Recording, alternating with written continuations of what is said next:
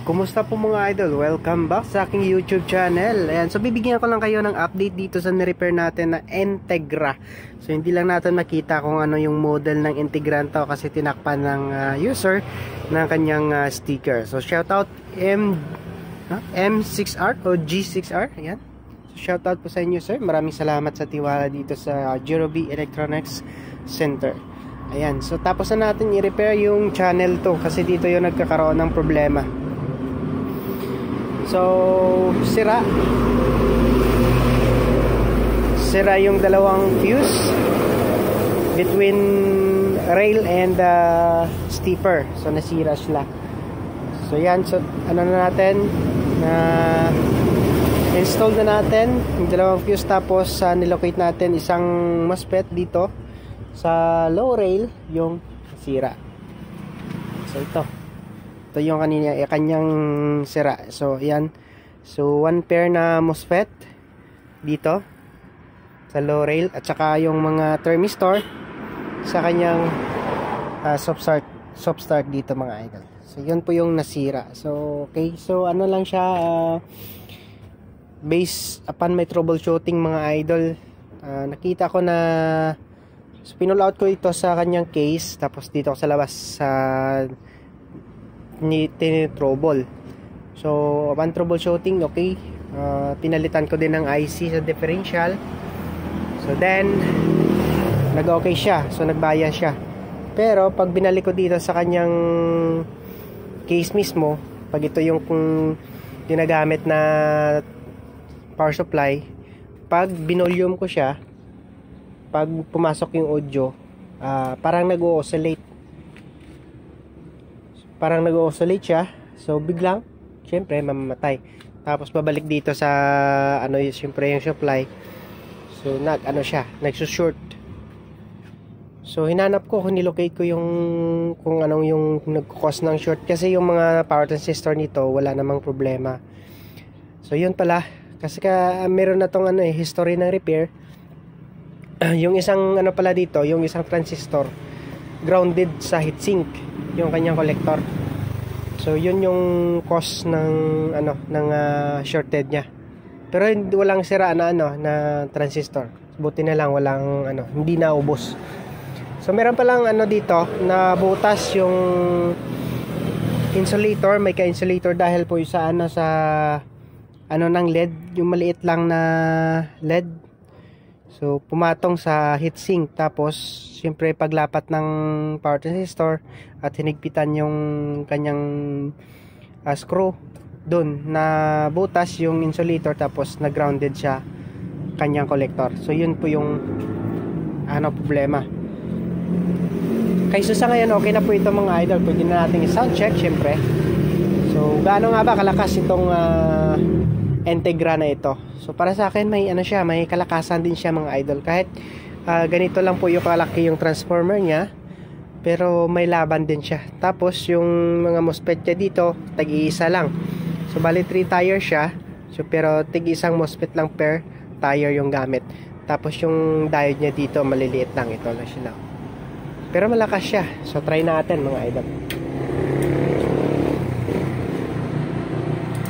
Yan. So pag inudyohan natin to, walang audio.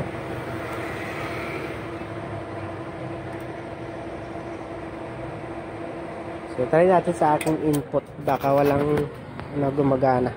So nakaparallel din. Okay, good.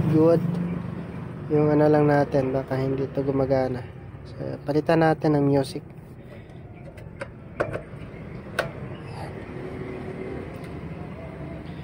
Okay. Alright, so power natin ulit mga idol. Yung pala nito, meron pang meron siyang delay. So nandyan pa kasi yung kanyang limiter.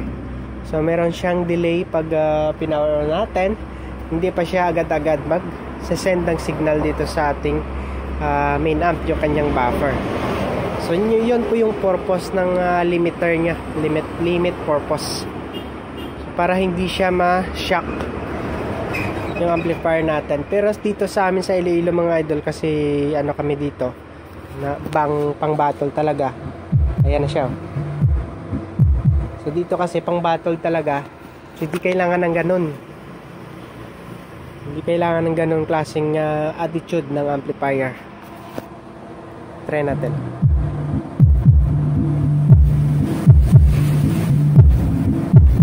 Diba? So okay siya, malakas siya. So biruin natin, 135 volts din po yung kanyang secondary output nito. So may laban din, syempre. Yan. So yung sa mga DIY amps, so yun yung i-add-on ko pa na protection sa kanya. Halimbawa pag nag-on tayo, or halimbawa pag nag-protect yung amplifier, dapat walang pumapasok na audio signal sa main amp. So ikakat ng buffer mismo. So yun po yung i-add natin sa ating DIY na amplifier.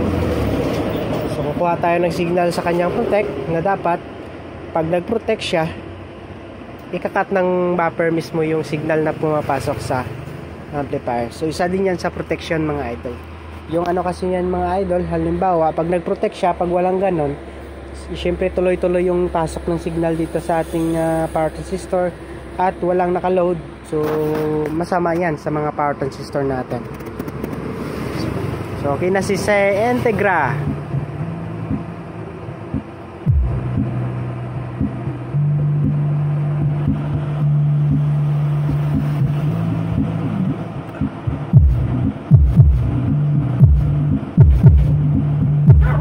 Yan. So, okay, malakas siya. So sa ngayon hindi ko lang alam kung sino yung nagbebenta ng Integra na ito mga idol. So parang na kasi bihira na lang makikita sa Facebook yung pinopost nila na nagbebenta sila ng ganito klaseng brand ng amplifier. Ayan o. So okay na din siya pag ganito lang. Swak na ito sa D12 Battle 12 1600 watts na speaker. Swak na swak po ito mga idol. Yan. Okay, so sa balak umorder ng mga amplifiers, so syempre pinopost ko yung Challenger Gladiator.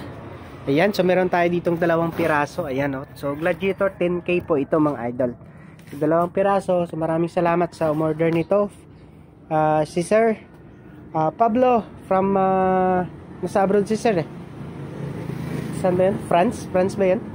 Shoutout sa inyo Sir Pablo, maraming salamat laging nanonood yan sa aking mga upload.